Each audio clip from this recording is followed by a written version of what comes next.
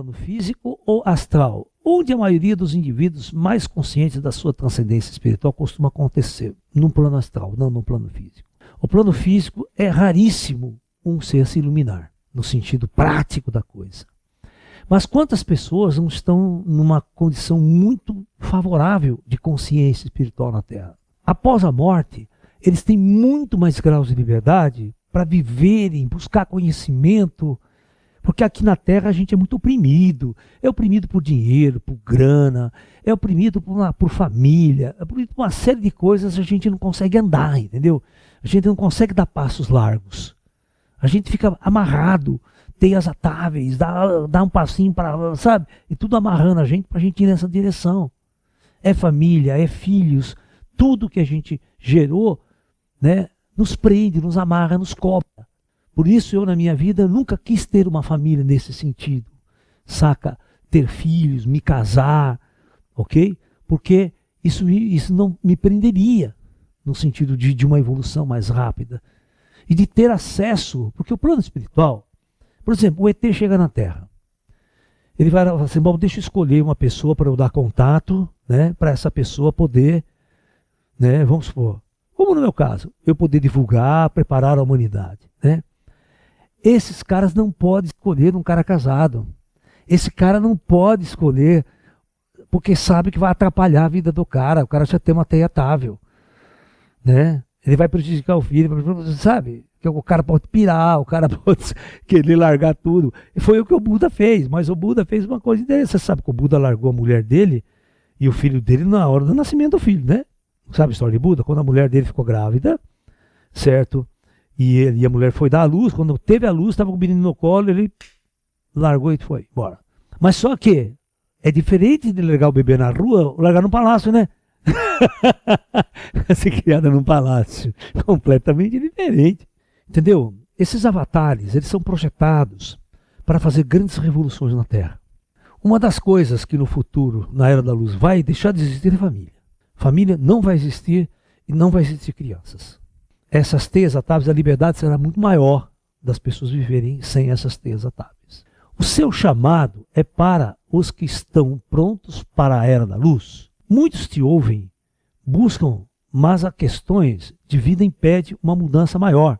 Buda teve o mesmo problema, Jesus teve o mesmo problema na época dele. Eu chego num mundo que está tudo pronto e eu quero fazer uma revolução. Lá no campo, numa fazenda, nos Estados Unidos, pai e mãe, tá? E toda a família está se despedindo de um jovem de 18 anos, esperando o ônibus na estrada, e esse jovem ia se alistar para a guerra do Vietnã. E toda aquela ação. Então, o filme começa assim.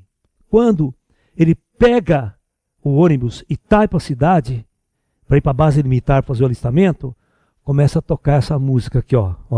When the moon and even 7 stars and Jupiter align with the Mars and peace without all the planet.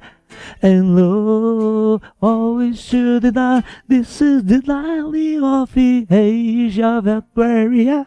Porque este cara, a hora que ele entrar na cidade com o ônibus, a hora que ele chega numa praça, ele vai ver um grupo de hippies queimando numa fogueira o cartão de alistamento militar. Sabe o que é isso? É um dos crimes dos Estados Unidos. Porque quando você é convocado, você tem que ir obrigatório para ir para a guerra, senão você vai preso. Olha a escravidão do sistema. Pegar os jovens para ir morrer no Vietnã em uma guerra fria criada na cabeça de ideológicos aí.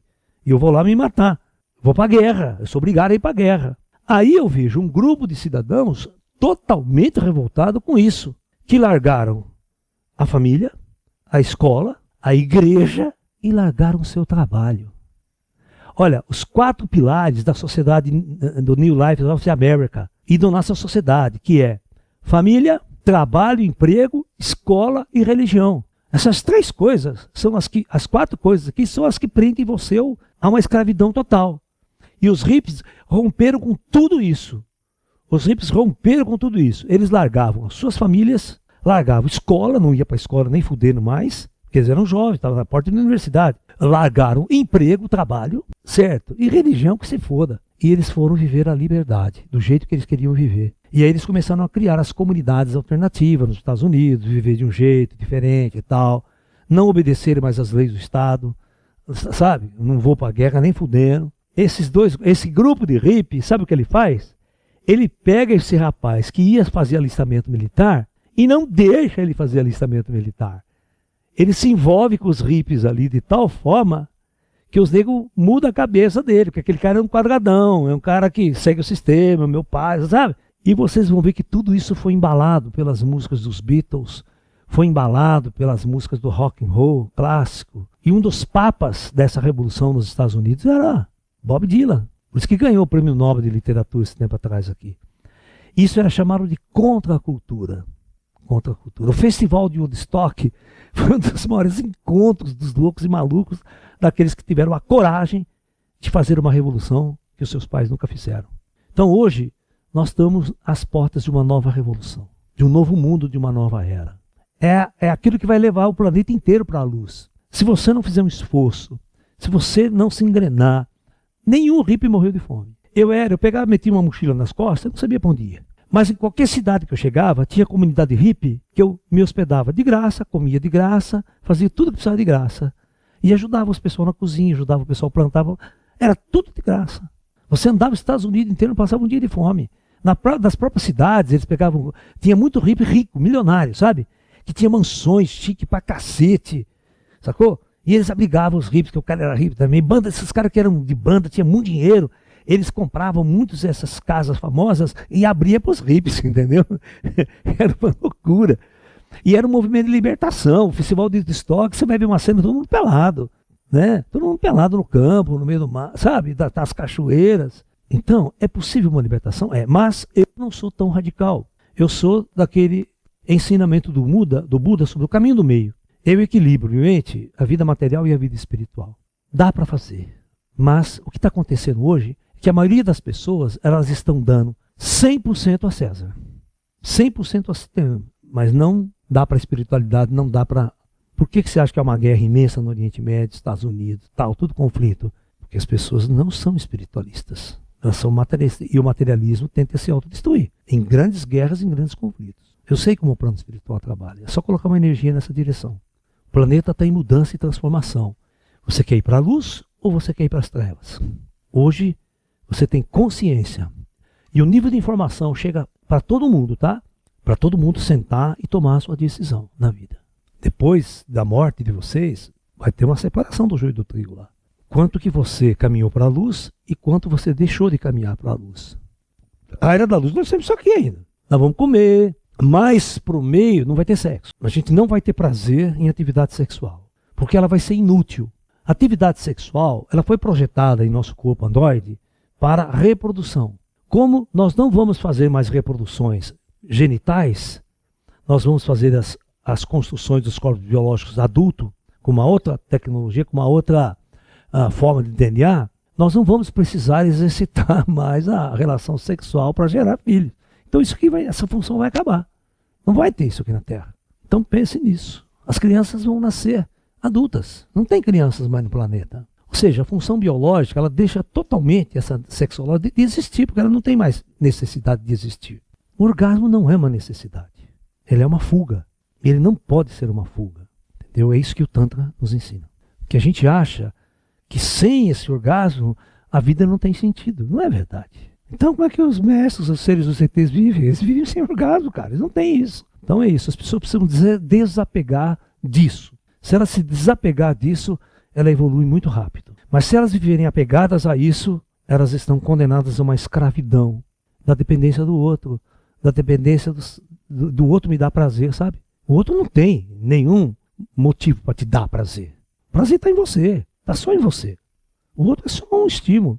Os cientistas estão dizendo, os cientistas nossos, que existe a matéria escura. Por que eles? Porque eles detectam a gravidade da matéria escura. Não a matéria escura, mas a gravidade é a força que ela exerce. Então, eu posso ter um corpo celeste aqui, totalmente de matéria escura, e pode ter certeza, vai ser idêntico a qualquer planeta. Essa matéria vai se acumular dessa maneira.